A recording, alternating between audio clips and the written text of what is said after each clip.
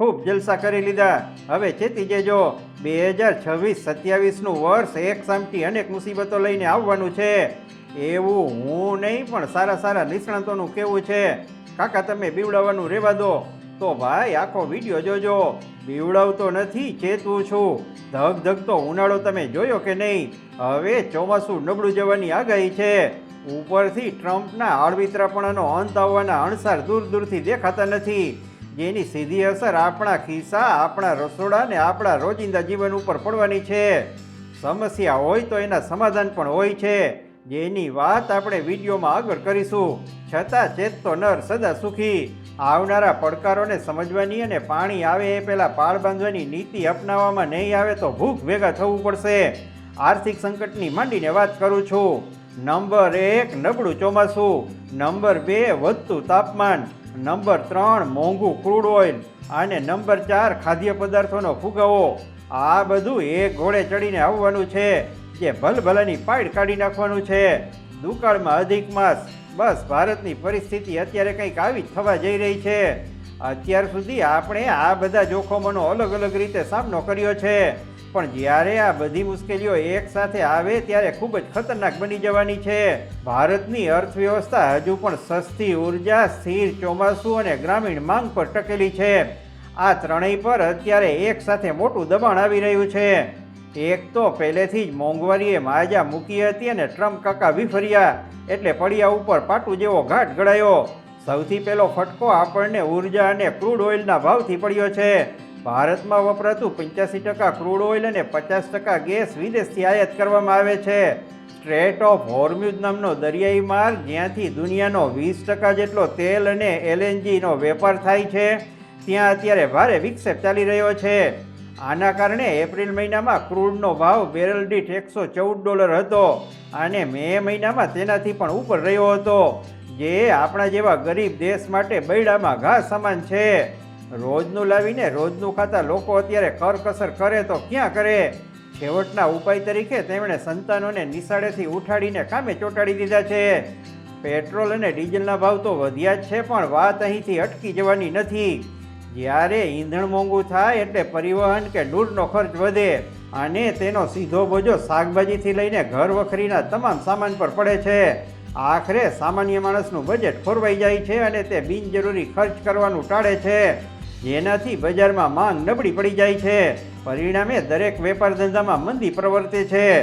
India રેટિંગ્સના જણાવ્યા મુજબ જો ક્રૂડના ભાવમાં માત્ર $10નો વધારો થાય તો પણ ભારતની જીડીપી ગ્રોથમાંથી 1%ની છટણી થઈ જાય છે. તેલ પીવા જાય જીડીપી, પણ કોઠીએ ઝાર ખૂટી ગયેનું શું? દાજિયા પર ડામ દેવા માટે કુદરત પણ જાણે રૂઠી હોય તેમ જૂન મહિનો ચાલુ થઈ ગયો છે, છતાં આકરી ગરમી પડી રહી છે. અત્યારે ભારત માત્ર ગરમીના દિવસો જ નહીં પણ ગરમ રાતોનો પણ સામનો કરી રહ્યું છે. ગુજરાતમાં તો જાણે આકાશમાંથી આગ વરસી રહી છે. અમદાવાદ, રાજકોટ, વડોદરામાં તાપમાન 40થી 43 ડિગ્રી અને સુરેન્દ્રનગર, અમરેલી તથા ભુજ જેવા શહેરોમાં તો 44 ડિગ્રી સુધી પહોંચી ગયું છે. આપણે શહેરોમાં વૃક્ષોને કાપીને માત્ર કોન્ક્રીટના જંગલો ઊભા કરી દીધા છે, જેને કારણે શહેરો હવે હીટ આઇલેન્ડ બની ગયા છે.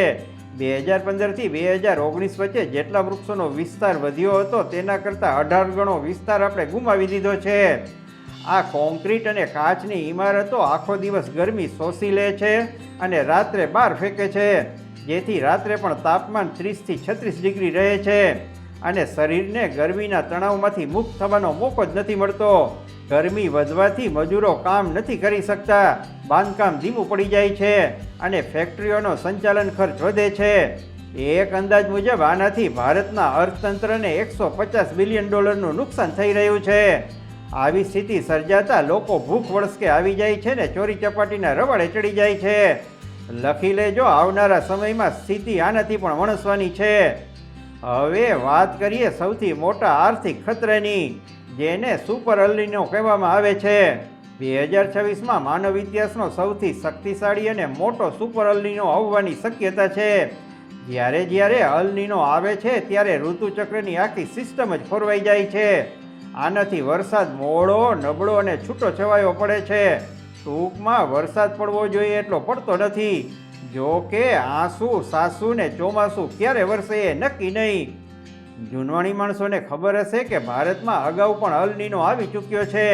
છેલ્લે 1876-77માં આવો ભયંકર અલ નીનો આવ્યો હતો ત્યારે ભારત અને દુનિયાભરમાં ભયાનક દુષ્કાળ પડ્યો હતો, જેમાં 5 થી 10 મિલિયન એટલે કે લાખો લોકો ભૂખમરાથી મરી ગયા હતા. આ વાતને આધાર બનાવીએ તો 2026ના વર્ષમાં રાતા પાણીએ રોવાનો વારો આવી શકે છે.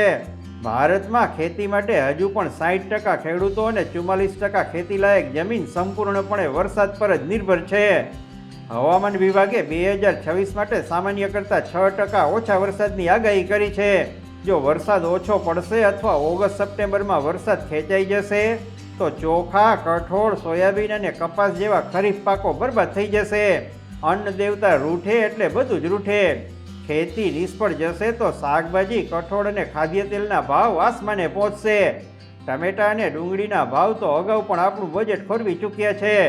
ખેડૂતોની આવક ઘટશે એટલે ગ્રામીણ માંગ નબળી પડશે. તેઓ ટ્રેક્ટર કે મોટરસાઇકલ ખરીદવામાં વિલંબ કરશે, જેની સીધી અસર વાહન વ્યવહારના સાધનો બનાવતી કંપનીઓની કમાણી પર પડશે.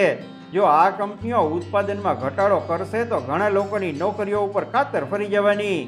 આ ઉપરાંત અમેરિકા, ઈરાન અને રશિયા યુક્રેન યુદ્ધના કારણે સપ્લાય ચેન ખોરવાઈ ગઈ છે, જેના કારણે ખાતરની ભારે અછત ઊભી થઈ છે. ભારત મોટાભાગનું યુરિયા અને ડીએપી ખાતર આયાત કરે છે. જ્યારે પરિવહન મોંઘું થાય અને ખાતરના ભાવ વધે ત્યારે પોલ્ટ્રી અને એક્વાકલ્ચરમાં ફીડનો ખર્ચ વધે છે. આના લીધે દૂધ, ઈંડા અને ચિકન સહિત તમામ પ્રોટીન ઉત્પાદનોના ભાવ વધે છે. એક તરફ ક્રૂડ ઓઇલ મોંઘું અને બીજી તરફ ખાવાની વસ્તુઓ મોંઘી. આ પરિસ્થિતિ રિઝર્વ બેંક ઓફ ઇન્ડિયાને વ્યાજ દરો ઊંચા રાખવા મજબૂર કરી શકે છે, જેના લીધે હોમ લોન અને ઓટો લોન મોંઘી થશે. ઇન્ડિયા રેટિંગ્સનું કહેવું છે કે ઊંચા તેલના ભાવ અને નબળા ચોમાસાના જોખમોના કારણે નાણાકીય વર્ષ 2027માં ભારતનો આર્થિક વિકાસ દર 1% ઘટી જશે. જો કે આપણે સાવ નિરાશ થવાની કે હિંમત હારી જવાની જરૂર નથી. આજે આપણું અર્થતંત્ર સેવાઓ આધારિત થઈ ગયું છે અને અગાઉ કરતાં વધુ સ્થિતિસ્થાપક છે. આપણી પાસે ફૂડ કોર્પોરેશન ઓફ ઇન્ડિયામાં 604 લાખ ટન ઘઉં અને ચોખાનો બફર સ્ટોક પડ્યો છે, જે જરૂરી બફર કરતાં 3 ગણો વધારે છે. આ અનાજ આપણને અન્નની અછત સામે રક્ષણ આપશે, પરંતુ આટલું પૂરતું નથી, કારણ કે સિંચાઈનો અભાવ એ હજુ પણ મૂળ સમસ્યા છે. આપણે વરસાદ પરનો આધાર ઘટાડીને ડ્રીપ ઇરિગેશન, સ્પ્રિંકલર અને સોલાર આધારિત માઇક્રો સિંચાઈ પ્રણાલીઓ વિકસાવવી જ પડશે. એક સામાન્ય નાગરિક તરીકે તમે કોઈ નવો મોટો ખર્ચ ન કરતા, નોકરી બદલવાનો વિચાર તો કરતા જ નહીં. બચત કરજો અને હપ્તેથી આઈફોન જેવી વસ્તુઓ લેવાનું ટાળજો. ઉઘાડી છેતરપિંડી કરતાં કંપનીઓવાળા પાસેથી માલ લેવામાં 7 વાર વિચાર કરજો. કંપનીઓવાળા મારા દીકરા પ્રિન્ટ ભાવ નથી ઘટાડતા પણ માલનું વજન ઓછું કરતા જાય છે. 10 રૂપિયાના હવા ભરેલા પડીકામાંથી પહેલાં જે ચમાણું નીકળતું હતું એ હવે અડધું થઈ ગયું છે. એક સમય એવો આવશે કે એક સિંગદાણાનું પડીકું ખોલશો તો એમાંથી ગણીને કુલ 10 દાણા નીકળશે. નમસ્કાર.